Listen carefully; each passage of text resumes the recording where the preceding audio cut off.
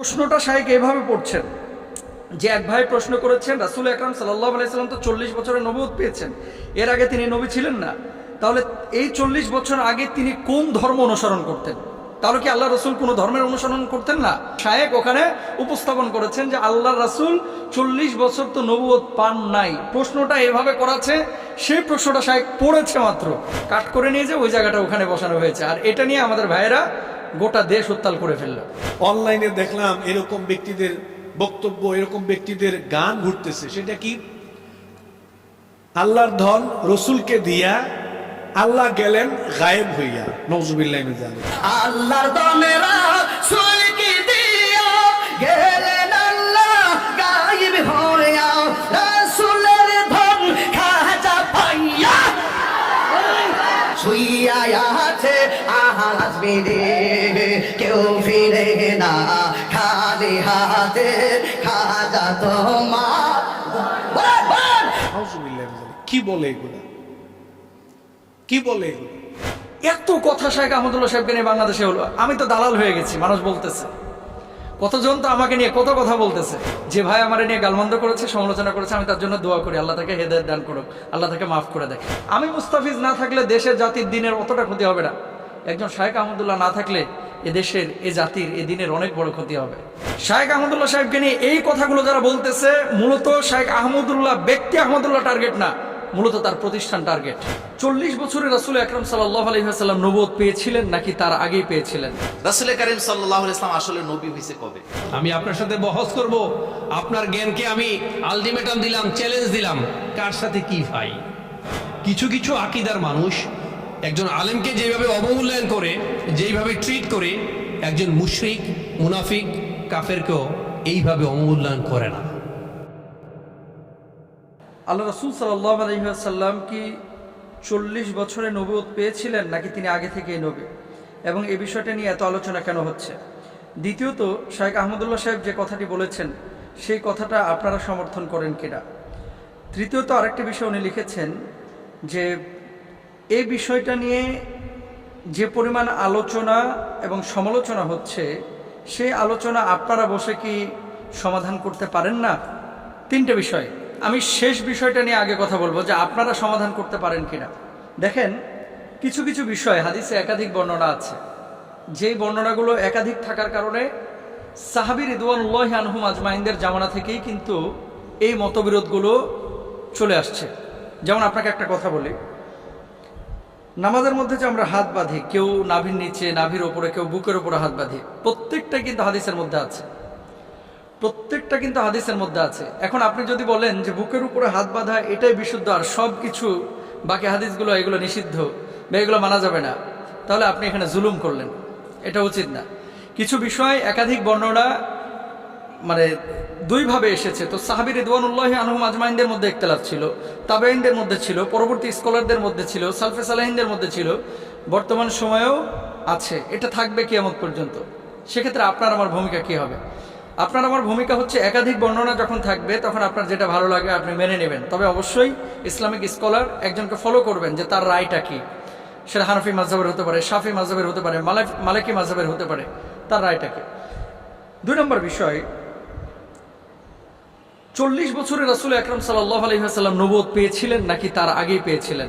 এই কথাটা মূলত শাইখ আহমদুল্লাহ সাহেবের যে মূল ভিডিওটা, সম্ভবত উনি এই যে চাঁদনি চক বা এই যে নিউ মার্কেটের ওখানে যেই একটা মাহফিল হয় কোন মসজিদে যেন, ওখানে সওয়াল জবাবের মধ্যে যে ভিডিওটা, মূল ভিডিওটা দেখেন। আমাদের কাছে কোনো শ্রোতা যখন প্রশ্ন করে, এই যে আজকে যে প্রশ্ন উত্তর দিচ্ছি, শ্রোতারা যখন প্রশ্ন করে আমরা কিন্তু প্রথমেই প্রশ্নটা আপনাদের সামনে পড়ে নেই। ইভেন এই যে আব্দুল জাহির মাহমুদ যে প্রশ্নটি করেছে, এই প্রশ্নটাও কিন্তু আমি পড়লাম। কোরআনুল কারিমে আল্লাহ কি বলছে একটা উদাহরণ দিয়ে আরো ক্লিয়ার হবেন, লা তাকরাবুস সালাহ, নামাজের ধারে কাছেও যায় না। এখন আপনি আগেও নিলেন না, পিছেও নিলেন না, লা তাকরাবুস সালাহ আল্লাহ বলছেন নামাজের ধারে কাছে যায় না, আপনি নিয়ে এসে এটা মুস্তাফিজ হুজুর বলল নামাজের ধারে কাছেও যায় না।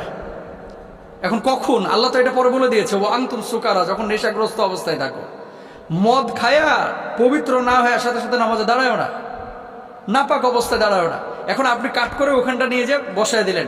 সুযোগ সন্ধানী যারা আছে সোশ্যাল মাধ্যমে, আমার লেকচার বলেন, আহমদুল্লাহ সাহেবের লেকচার বলেন, আব্দুল্লাহ সাহেবুল্লাহের লেকচার বলেন, XYZ যে কোনো স্কলারের লেকচার, কেটে কেটে অনেকভাবে কিন্তু উপস্থাপন করা যায়, একটা পজিটিভ বিষয়কে কিন্তু নেগেটিভলি উপস্থাপন করা যায়।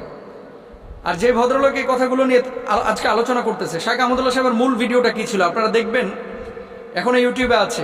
প্রশ্নটা শাইখ এইভাবে পড়ছেন যে এক ভাই প্রশ্ন করেছেন, রাসূল আকরাম সাল্লাল্লাহু আলাইহি সাল্লাম তো 40 বছরের নবুয়ত পেয়েছেন, এর আগে তিনি নবী ছিলেন না, তাহলে এই 40 বছর আগে তিনি কোন ধর্ম অনুসরণ করতেন? তাহলে কি আল্লাহ রসুল কোনো ধর্মের অনুসরণ করতেন না, নাকি অনুসরণ করতেন? অনুসরণ করলে কার ধর্ম অনুসরণ করেছেন? আমরা জানি যে ইব্রাহিম আলাইহিস সালাতু ওয়াস সালামের দিন ধর্ম আল্লাহ রসুল সাল্লাল্লাহু আলাইহি সাল্লাম অনুসরণ করেছেন। তাহলে শায়েখকে প্রশ্ন করা হয়েছে, সেই প্রশ্নটা শায়েখ ওখানে উপস্থাপন করেছেন যে আল্লাহ রাসূল 40 বছর তো নবুয়ত পান নাই। প্রশ্নটা এভাবে করাছে, সেই প্রশ্নটা শায়েখ পড়েছে মাত্র, কাট করে নিয়ে যে ওই জায়গাটা ওখানে বসানো হয়েছে। আর এটা নিয়ে আমাদের ভাইয়েরা গোটা দেশ উত্তাল করে ফেলল। জ্ঞানী মানুষের একটা বিষয় কি জানেন, যে সবসময় তর্কে জড়ায় না, ঝগড়া বিবাদে জড়ায় না। কারণ যে গাছে যত ফল বেশি, সেই গাছটা তত নত বেশি। এই যে আম বড় বড় দেখবেন গাছের উপরে ধরে আছে, যত বেশি আম গাছটা তত নত। এত কথা শাইখ আহমদুল্লাহ সাহেবকে নিয়ে বাংলাদেশে হলো, আমি তো দালাল হয়ে গেছি, মানুষ বলতেছে। কতজন তো আমাকে নিয়ে কত কথা বলতেছে। এতদিন আমাকে নিয়ে কেউ সমালোচনা পৃথকভাবে করেছে, কিন্তু আওয়ামভাবে একটা দুইটা না, একাধিক ভিডিওতে আমাকে সমালোচনা করেছে। যে ভাই আমার নিয়ে গালমন্দ করেছে, সমালোচনা করেছে, আমি তার জন্য দোয়া করি, আল্লাহ তাকে হেদায়েত দান করুক, আল্লাহ তাকে মাফ করে দেয়। তার ব্যাপারে আমার কোনো আক্রোশ নাই, বিদ্বেষ নাই। কিন্তু শাইখ আহমদুল্লাহ বাংলাদেশের একটা অ্যাসেট। আহমদুল্লাহরা প্রতি বছর জন্ম নেয় না। আমি মুস্তাফিজ না থাকলে দেশের জাতির দিনের অতটা ক্ষতি হবে না। একজন শাইখ আহমদুল্লাহ না থাকলে এ দেশের, এ জাতির, এ দিনের অনেক বড় ক্ষতি হবে, অনেক বড় ক্ষতি হবে, অনেক বড় ক্ষতি হবে। সুতরাং শাইখ আহমদুল্লাহ সাহেবকে নিয়ে এই কথাগুলো যারা বলতেছে, মূলত শাইখ আহমদুল্লাহ ব্যক্তি আহমদুল্লাহ টার্গেট না, মূলত তার প্রতিষ্ঠান টার্গেট। কারণ মানুষজন যাতে করে এই প্রতিষ্ঠানটার উপরে প্রশাসনিক নজরদারি নিয়ে এসে প্রতিষ্ঠানটাকে বন্ধ করতে পারে। কারণ কি, মানুষের ভিতরে একটা গ্রহণযোগ্যতা তৈরি হয়েছে। আপনি বিদেশে যান, আউল বাউল ফাউল যারা নাচানাচি গাওয়াগাওয়ি করে, তাদের ইমেজটা কি? বর্তমান জেনারেশনের যুবকদের কাছে তাদের ইমেজটা কি? আর শাইখ আহমদুল্লাহর ইমেজ কি? মিজানুর রহমান আজহারীর ইমেজ কি? আমি যে কথাটি বলতে চাচ্ছি, ফুল ভিডিওটা আগে দেখেন, তারপর আপনারা সিদ্ধান্ত নিন। এবার আসেন দলিল। বলা হচ্ছে কি, যে কেউ যদি নবীজিকে বলে যে 40 বছরে আল্লাহ রাসূল সাল্লাল্লাহু আলাইহি ওয়াসাল্লাম নবুয়ত পেয়েছেন, তার আগে যদি কেউ বিশ্বাস না করে, সে কাফের হয়ে যাবে। যদি এই কথা কেউ বলে, তাহলে আনাস ইবনে মালিক রাদিয়াল্লাহু তাআলা আনহু এবং আব্দুল্লাহ ইবনে আব্বাস রাদিয়াল্লাহু তাআলা আনহুমা, তাদের কথা অনুসারে সেই কাফেরের খাতায় তাদের নাম উঠে যায়। নাউযুবিল্লাহি মিন যালিক। কেন বলি? বুখারী শরীফের হাদিস। আনাস ইবনে মালিক রাদিয়াল্লাহু তাআলা আনহু কি বলছেন? আল্লাহ রাসূল সাল্লাল্লাহু আলাইহি ওয়াসাল্লামের 1 বছর না 2 বছর না 10টা বছর তিনি খেদমত করেছেন। তিনি বলছেন, বাসাহুল্লাহু আলা রাসি 40 সানাতান। হযরত আব্দুল্লাহ ইবনে আব্বাস রাদিয়াল্লাহু তাআলা আনহু থেকে বর্ণিত, বয়সা রাসূলুল্লাহ সাল্লাল্লাহু আলাইহি ওয়াসাল্লাম লি 40 সানাতান।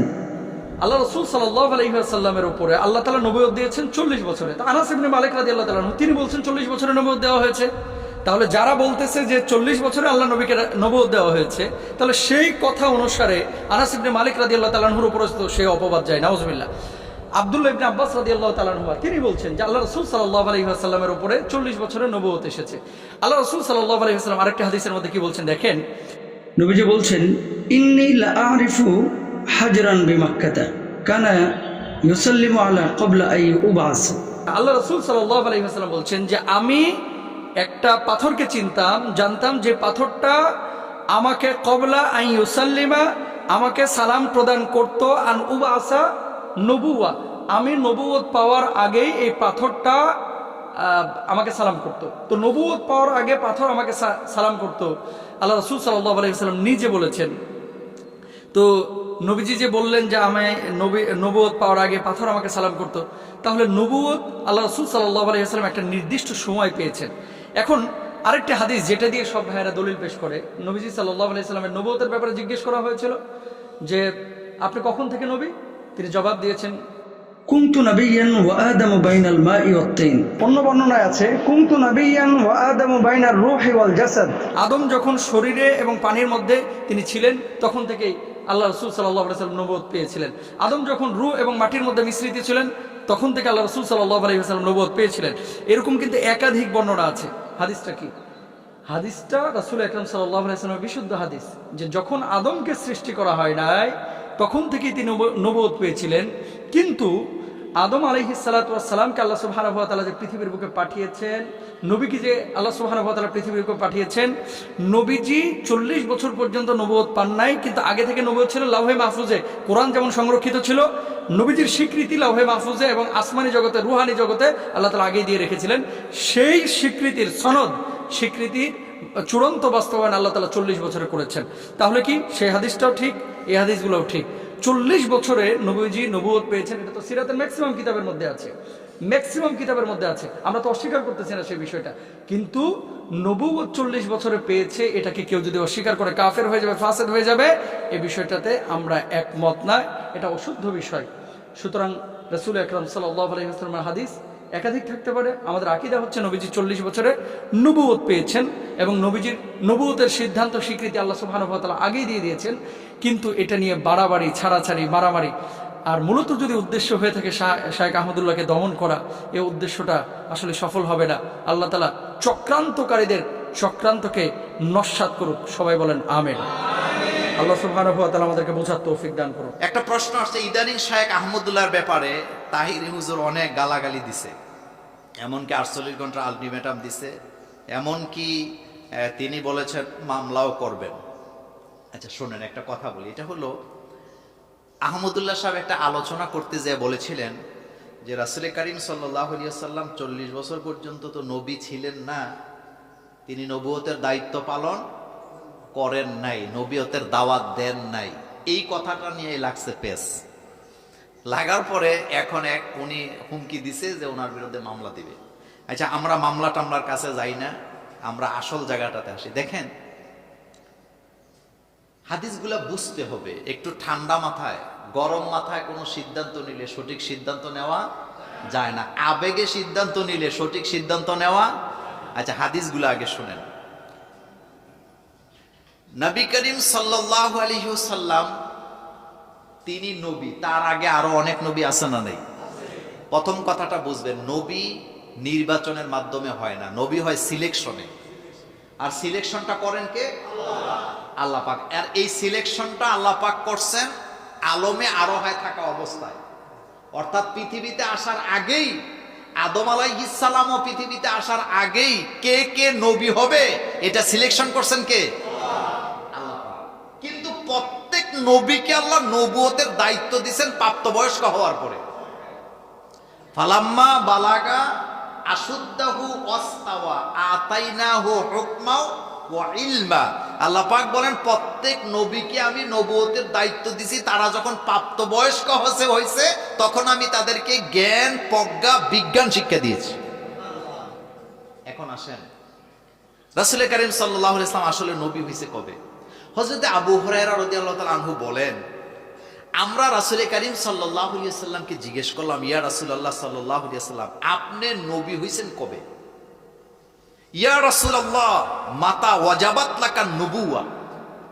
আমরা রাসূলকে জিজ্ঞেস করলাম, ইয়া রাসূলুল্লাহ সাল্লাল্লাহু আলাইহি ওয়াসাল্লাম আপনি নবী হইছেন কবে? আপনি যে নবী এটা কখন থেকে নির্ধারণ করা হয়েছে? ক্বালা ওয়া আদামু বাইনার রূহি ওয়াল জাসাদে। রাসূল করিম সাল্লাল্লাহু আলাইহি ওয়াসাল্লাম বলছেন আমাকে নবী হিসাবে ঘোষণা দেওয়া হয়েছে আদম যখন একটা মাটির দেহ এবং তার রূহ এর মাঝখানের যে অবস্থাটা ছিল ওই সময়টাতেই আমাকে নবী বলে ঘোষণা দেওয়া হয়েছে। আচ্ছা আপনাদের কাছে একটা সহজ কথা বলি, কেউ যদি মন্ত্রী হয় তাইলে তার মন্ত্রিত্বের নাম আগে ঘোষণা দেওয়া হয় না তাকে শপথ আগে পড়ানো হয়?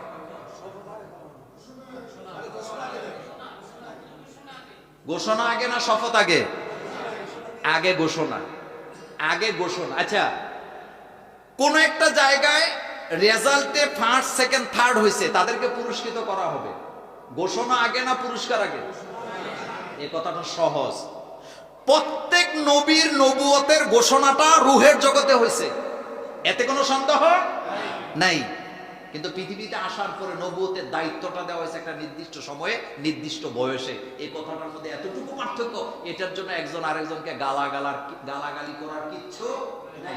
যেমন রাসূল করিম সাল্লাল্লাহু আলাইহি ওয়াসাল্লাম তিনি 41 বছরের প্রথম দিন তার উপরে ওহী নাজিল হয়েছে নাকি? এর আগে কি উনি কালিমা দাওয়াত দিয়েছেন, নামাজের দাওয়াত দিয়েছেন, যাকাতের দাওয়াত দিয়েছেন? দেয় নাই। তিনি হিলফুল ফুজুলের সাথে কাজ করছেন। তিনি তাহান্নুস করতেন হেরা গুহায়। কি করতেন? তাহান্নুস। তাহান্নুসের ব্যাখ্যা আমি আপনাকে 1 ঘন্টা দিতে পারবো। তাহান্নুস মানে ধ্যান করা নয়, চোখ বন্ধ করে বসে থাকা নয়। তাহান্নুস মানে হলে জাতিকে নিয়ে চিন্তা করা। জাতি গোমরাহির মধ্যে আছে, মারামারিতে লিপ্ত আছে, মদ, জুয়া, গাঁজা, মারামারি, জিনা, ব্যভিচারে লিপ্ত আছে। জাতিকে কিভাবে সেখান থেকে রক্ষা করা যায়, এই চিন্তা চেতনা গবেষণা করাকে তাহান্নুস বলা হয়। আর 41 বছরের প্রথম দিন রাসূল করিম সাল্লাল্লাহু আলাইহি ইসলামের উপরে ওহী নাজিল হয়েছে, নবুয়তের দায়িত্ব দেওয়া হয়েছেন। এটা কোরআনের সর্বপ্রথম ওহী এবং এটা হাদিসে জিবরীল। এখন নবী তো উনি আগেই হয়েছেন, কিন্তু দায়িত্বটা দেওয়া হয়েছে কয় বছর বয়সের সময়? এর আগে কি উনি একদিনও দাওয়াত দিছে কালিমার? একবারও কি দিছেন? দেয় না। তবে তিনি কখনো শিরিক করেন নাই, তিনি ওই অবস্থায় মূর্তি পূজা করেন নাই, তিনি প্রতিমার সামনে কখনো মাথা নত করেন নাই। কেন করে নাই? কারণ তাকে কন্ট্রোল করেছেন কে? আল্লাহ পাক তাকে রহমতের চাদর দিয়ে গঠন করে রেখেছেন, তিনি যাতে এদিক সেদিক না যায়। দেখেন আরেকটি হাদিসে আসছেন মাইশারা আল ফজর রাদিয়াল্লাহু তাআলা আনহু, তিনি বলেন কুলতু লি রাসূলিল্লাহি সাল্লাল্লাহু আলাইহি ওয়াসাল্লাম, আমি রাসূল সাল্লাল্লাহু আলাইহি ওয়াসাল্লামকে জিজ্ঞেস করলাম, মাতা কুনতা কুতিবতা জুইলতা নবিয়ান, হে রাসূল সাল্লাল্লাহু আলাইহি ওয়াসাল্লাম, আপনি কখন নবী ছিলেন? আপনি কখন থেকে নবী হয়েছেন, বা আপনি নবী হিসাবে কখন থেকে লিখিত হয়েছে আপনাকে? কলা, রাসূল সাল্লাল্লাহু আলাইহি ওয়াসাল্লাম বলেছেন, ওয়া আদামু বাইনার রূহে ওয়াল জাসাদে, আদম যখন মাটি এবং রূহের মাঝখানে অবস্থান করছিলেন, আমি তখন থেকে নবী। তাহলে ঘোষণা হয়েছে আগে, দায়িত্ব দেওয়া হয়েছে পরে। এই কথাটা সহজ না কঠিন?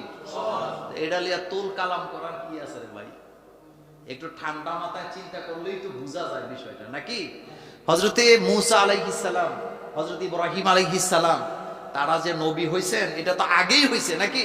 কিন্তু দুনিয়াতে আসার পরে তিনাদেরকে একটা নির্দিষ্ট সময়ে কি দায়িত্বটা দেওয়া হয়েছে। হযরতে মূসা আলাইহিস সালাম তিনিও দাওয়াতি কাজ করেছেন একটা নির্দিষ্ট সময়। আল্লাহ পাক বলছেন ফা ইন্নাহু তগা, ফেরাউন তগা হয়ে গেছে, তাকে তুমি দাওয়াত দিতে যাও।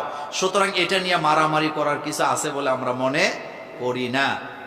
একজন বাংলাদেশের প্রসিদ্ধ একজন আলেম, বাংলাদেশের একজন জনপ্রিয় আলেম, তিনি কথা বলতে গিয়ে কোনো একটা কথা এদিক সেদিক হয়েছে, আরেকজন ভাই দেখলাম অনলাইনে বলতেছে সে এই কথা বলে নবীর দুশ্মনী করলো, কুফরি করলো, ইসলাম থেকে বের হয়ে গেল।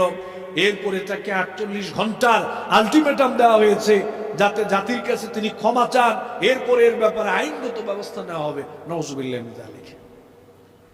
আরে ভাই, একজন মানুষ, একজন আলোচক আলোচনা করতে গেলে তিনি যদি ওনার চিন্তা ভাবনাটা আপনাদের সামনে তুলে ধরেন, হয়তো ওনার চিন্তা ভাবনা আপনার পছন্দ নাও হতে পারে, ওনার মতামত আপনার পছন্দ নাও হতে পারে, ওনার দৃষ্টিভঙ্গি আপনার পছন্দ নাও হতে পারে, তো আপনি কি করবেন? ওনার দৃষ্টিভঙ্গি, ওনার মতের বিরুদ্ধে আপনিও আলোচনা করেন, কোনো অসুবিধা নেই। আপনি বলতে পারেন যে ভাই, আমরা অমুক একজন আলেমের আলোচনা শুনেছি, তিনি এই ব্যাপারটা এইভাবে কথা বলেছেন, আমাদের কাছে কোরআন সুন্নাহর, কোরআন হাদিস অনুযায়ী মনে হয় এই কথাটা সুন্দর হয় নাই, কথাটা এরকম না, এই দৃষ্টিভঙ্গি এরকম না, আমরা এটাকে এভাবে লালন পালন করি। আশা করি তিনি ওনার এই দৃষ্টিভঙ্গি নিয়ে আবার কথা বলবেন, বা আপনারটা ভুল হয়েছে। একটা কথা বলার সিস্টেম তো কত ধরনের আছে, কিন্তু আমরা ডাইরেক্ট অ্যাকশনে চলে যাই, ও কাফের হয়ে গেছে, ইসলাম থেকে বের হয়ে গেছে, ও নবীর দুশ্মন, ও আল্লাহর দুশ্মন, এরপরে ওর বিরুদ্ধে আইনগত ব্যবস্থা নিতে হবে। নানান ধরনের কথাবার্তা আজকে আমাদের ভিতরে চর্চা হচ্ছে। নাউযুবিল্লাহি মিন যালিক। আমি এই আপনাদের মাধ্যমে আমরা অনলাইনে যারা আছে এরকম মানুষদেরকে আমরা জানাতে চাই, কোনো আলেম আলোচনা করতে গেলে দৃষ্টিভঙ্গি যদি আপনার মতের সাথে মিল না হয়, বা যদি মনে হয় কেউ ভুল করছে, তাহলে আমাদের উচিত হলো ওই ব্যক্তিকে সর্বপ্রথম ইনফর্ম করা, ওই ব্যক্তিকে আগে জানানো।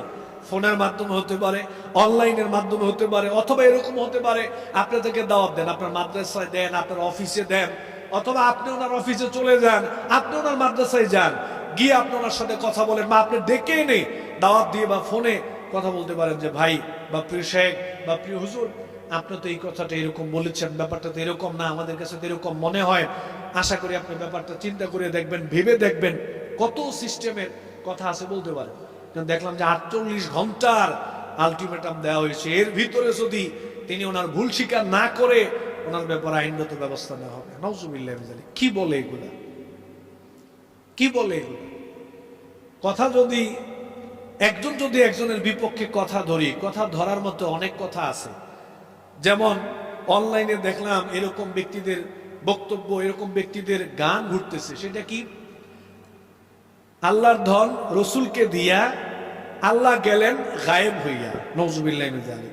আর রসুলের ধন খাজা পাইয়া খাজা আজমিরি শরীফে শুয়ে আছে, খাজারে তোর দরবার থেকে কেউ ফিরে না খালি হাতে, নওজুবিল্লাহ মিন যালিক।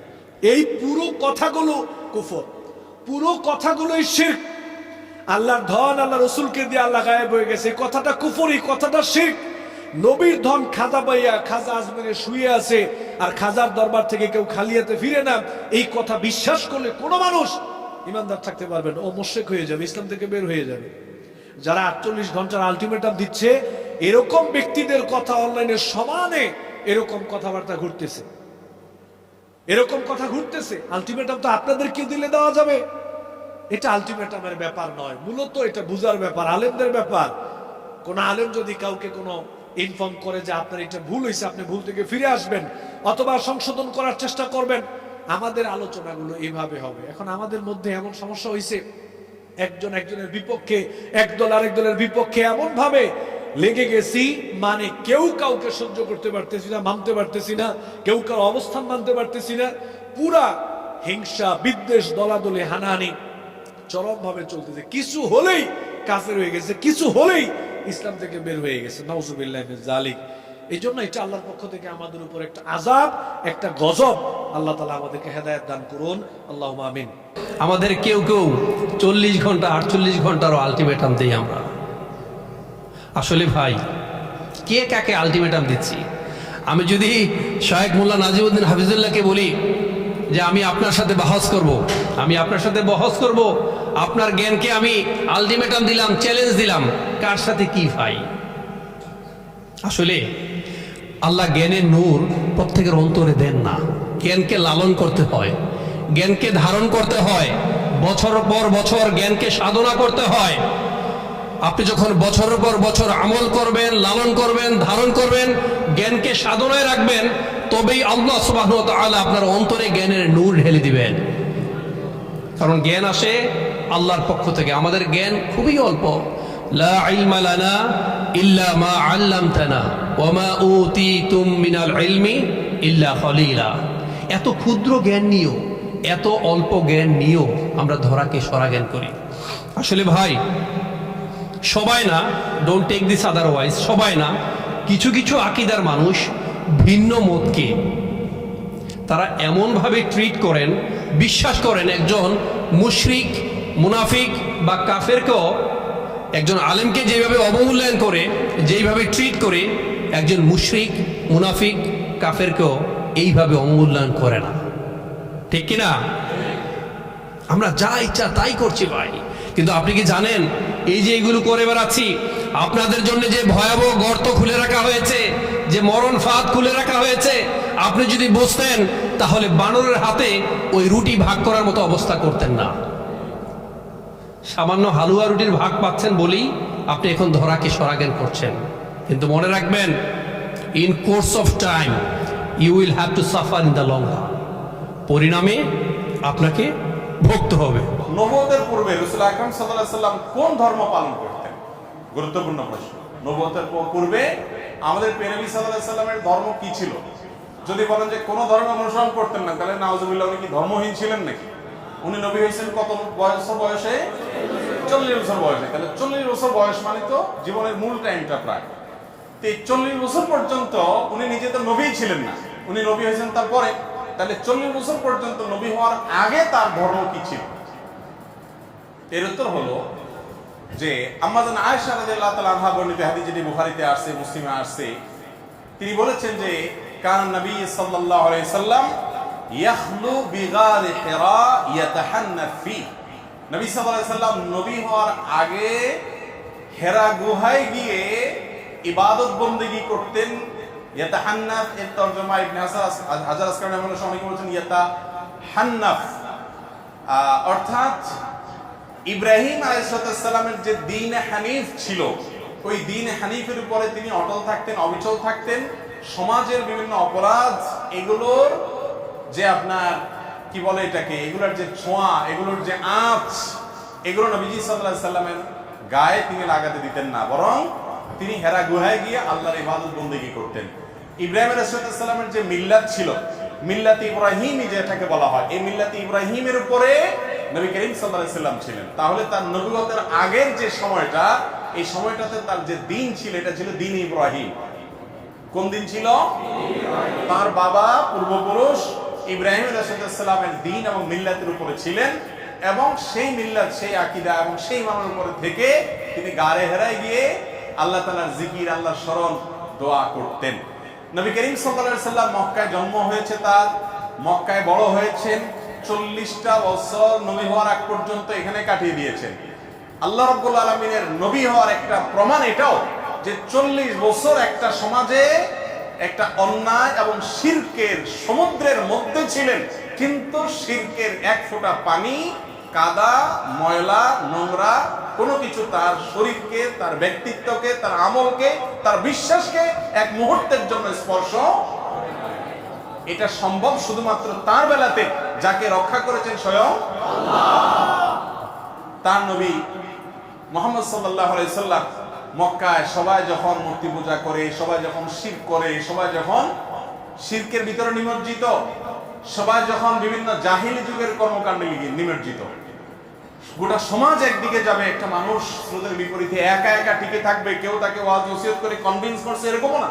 এটা হতে পারে শুধুমাত্র কিসের মাধ্যমে? আল্লাহ তাআলার হেফাজতে।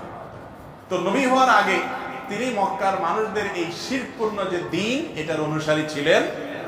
তিনি ছিলেন ইব্রাহিম আলাইহিস সালামের মিল্লাতের কি ইমাম আল্লামা আলুসি রাহমাহুল্লাহ সহ বিশ্ববিখ্যাত মুফাসসির, মুহাক্কিক, উলামা ইকরাম এই কথাই বলেছেন যে তার আগের যে জীবন ছিল অ্যানালাইসিস করলে দেখা যায় যে তিনি দ্বীনে হানিফ করেছিলেন।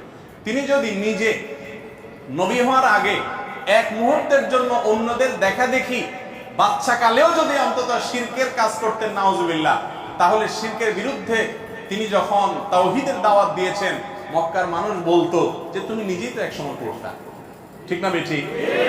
কিন্তু অমুসলিমদের রচিত কোন নবীজির জীবনী গ্রন্থেও এরকম তথ্য পাবেন না যে মক্কার কোন মানুষের বুকের পাটায় বল ছিল যে নবীজিকে বলবে যে তুমি নিজেও করেছো। কারণ তিনি শিশুকাল থেকে সবাই শিরকে নিমজ্জিত থাকলেও, বা বেশিরভাগ মানুষ নিমজ্জিত থাকলেও, তিনি কিন্তু আল্লাহর অশেষ অনুগ্রহে সেফ ছিলেন, নিরাপদে ছিলেন। তার আপন দাদা, তিনি মক্কার কুরাইশদের নেতা ছিলেন, যারা মূর্তি পূজা করতো তাদের লিড দিতেন, কিন্তু আল্লাহ তাআলা নবী সাল্লাল্লাহু আলাইহি সাল্লামকে হেফাজতে। নিজের আপন চাচা আবু তালেব, তিনি নবী করিম সাল্লাল্লাহু আলাইহি সাল্লামের অনেক প্রিয় ছিলেন, নবীজি সাল্লাল্লাহু আলাইহি সাল্লাম তার স্নেহের ভ্রাতুষ্পুত্র ছিলেন, কিন্তু তারপরও চাচা বা দাদার আদর্শকে, বা চাচার বন্ধুরা, বাবার বন্ধুরা, বা অন্য যারা আছেন, মক্কার মুশরিক যারা ছিলেন, সবাই তো ধরেন উনি যখন ছোট, সবাই তো সিনিয়র মুরব্বী, তাদের ভুল কিছু তিনি গ্রহণ করতেন। এটাই তার একটা বিশেষ আপনার মুজিজা বলতে পারেন, অলৌকিকত্ব বলতে পারেন, যে আল্লাহ তাআলা তাকে হেফাজতে রেখেছে। আছে না অনেক সময় ভাই, মানুষ এক সময় বড় আলেম হয়ে যায়, বড় ভালো মানুষ হয়ে যায়, কিন্তু তার পেছনে ইতিহাসে দেখা যায় একটু লিকেজ টিকেজ থাকে না? মানুষটা ভালো, কিন্তু এককালে হয়তো এই কাজটা করছে, এই কথাটা বলছে, সে নিজেও এটার জন্য লজ্জিত, এখন কিন্তু বলে ফেলছে, তখন বুঝে নেই।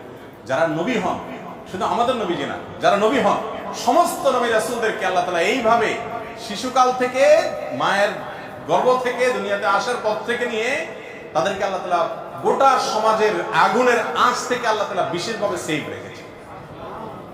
এই জন্য তারা নবী এবং রাসূল হয়েছে। আল্লাহ তাআলা তাদের প্রতি রহমতের বারিধারা বর্ষণ করে।